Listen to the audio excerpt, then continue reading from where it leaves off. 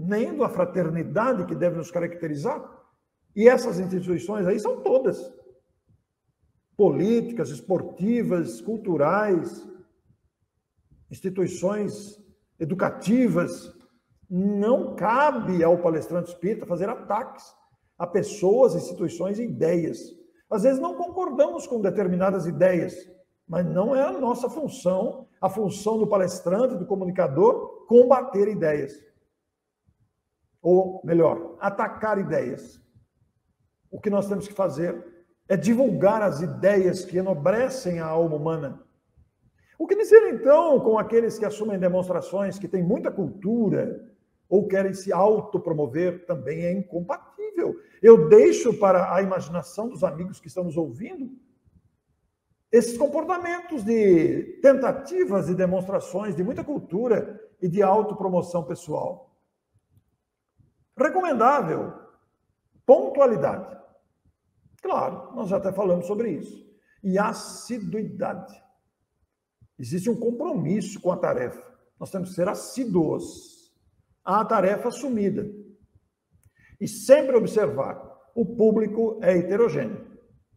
Mesmo se nós considerarmos que toda a plateia que ali está seja formada por espíritas tradicionais, existe heterogeneidade, dada a variedade de maturidade de cada um, das experiências, do conhecimento, da moralidade.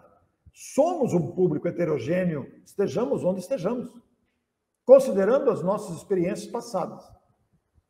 Observar também é muito recomendável que essa observação da heterogeneidade leve o palestrante, o comunicador social, a ser flexível na sua maneira de abordar determinados assuntos. Se nós estamos diante de um público culturalmente com dificuldade, nós temos o dever de fazer-se entendido. Então, nós temos que pensar nisso. Se temos um público aflito, às vezes acontece de você perceber a aflição do público ao lado de outros mais calmos. Nós temos que ir gradativamente, através da observação, adquirindo experiência para atender os dois perfis. E observar a questão da participação. Como é que está a nossa participação nesse processo todo? Nós somos relapsos com esse compromisso? Ou somos fiéis ao compromisso? A fidelidade de saber que a nossa presença também é importante. Ou não damos muita importância para a nossa participação? Porque o compromisso é compromisso, é dever consciencial. E se há escalas, então? Se eu estou escalado, eu tenho que acompanhar o dia que eu estou escalado. Se eu estou escalado, como é que eu vou negligenciar o compromisso? Ora, é claro que pode acontecer imprevistos variados na vida de todo mundo. E acontece. De todo mundo acontece imprevisto. Mas eu estou escalado. E percebo que não vai dar para ir, por alguma razão, é meu dever comunicar o quanto antes o coordenador, contatar um possível substituto, para que não aconteçam os improvisos.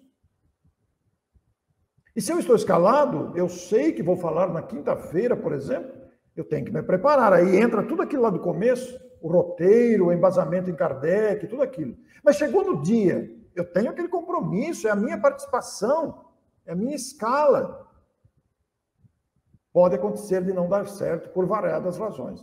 Mas eu tenho o dever de comunicar o coordenador, quem sabe falar com o substituto, para que não haja a aflição do coordenador naquele dia que precisa improvisar. E recomendável não improvisar, né?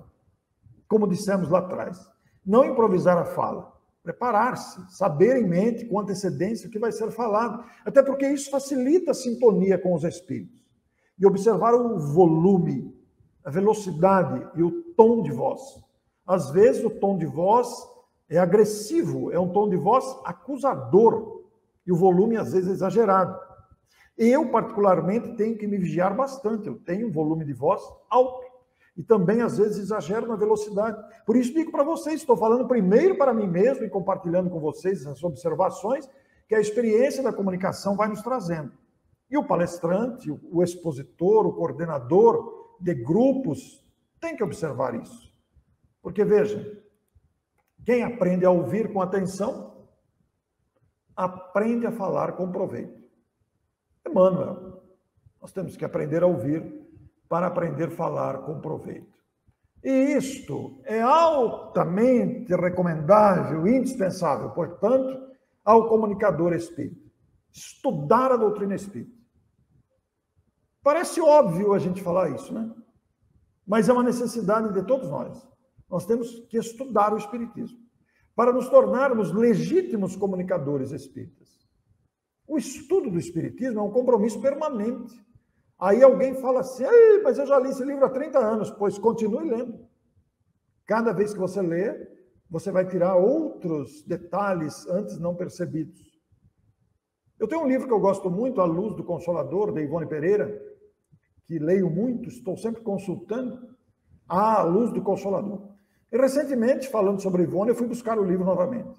E esse livro contém um retrato autobiográfico, feito por ela mesma, portanto, que está na introdução do livro. Eu fiquei encantado com aquilo, embora já tivesse lido aquilo muitas vezes. E fui ler de novo, falei, meu Deus, olha que tesouro que está aqui. Precisa ser divulgado. Estudar a doutrina espírita é aprofundar-se nas pesquisas, é buscar a essência dos pensamentos, descobrir as pérolas dos parágrafos, prestar atenção nos detalhes, nas entrelinhas. A doutrina espírita é um universo inesgotável de conhecimento. Respeitar o público ouvinte é altamente recomendável, indispensável para o comunicador. Respeitar o público. Como é que nós respeitamos o público? Com pontualidade, com observação do horário estipulado, com respeito à escala. Não atacar pessoas, ideias ou instituições. Respeitar a convicção do público. O nosso dever é expor o espiritismo. Expor o espiritismo com clareza, com amor, com desejo de ser útil. Se agirmos assim, estaremos respeitando o público. Inteirar-se das atividades da casa para também divulgá-las, motivando o público. Isso é muito importante, muita gente não percebe isso. Nós temos que estar entrosados com a casa que participamos ou com a região que participamos, para, sempre que surgir oportunidade, você motivar o público para participar desta ou daquela atividade, daquele evento que vai acontecer. Eu fico assim, boquiaberto, de ver, em muitas circunstâncias, eventos importantes que vão acontecer naquela semana ou naquela casa, e ninguém fala.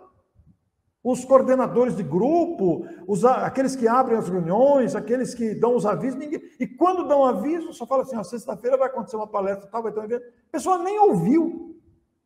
Nós temos que criar uma motivação para que despertemos o interesse do público, para saber que a casa atende criança, serve sopa, tem orfanato, tem idosos para cuidar, faz campanha do quilo, etc.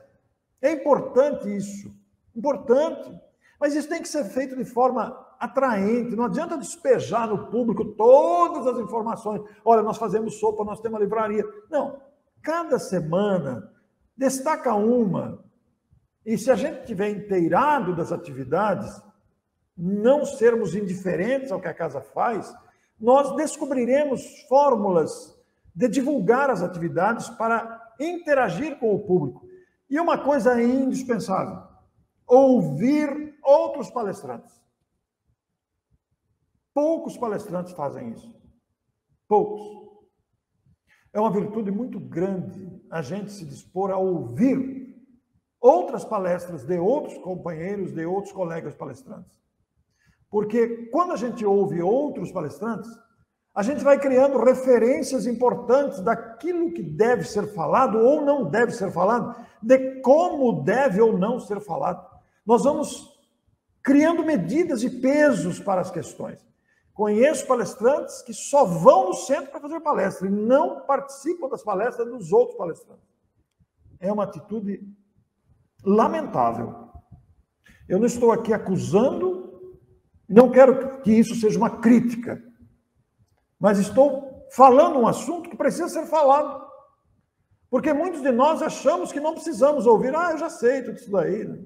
Então vai falar, bem-aventurados os aflitos, capítulo 5 do Evangelho. Já li esse capítulo tantas vezes, muita gente já falou isso. Mas a gente se esquece a inesgotabilidade do conhecimento espírita. E às vezes nós vamos ouvir de um outro palestrante coisas que jamais ouvíamos imaginar.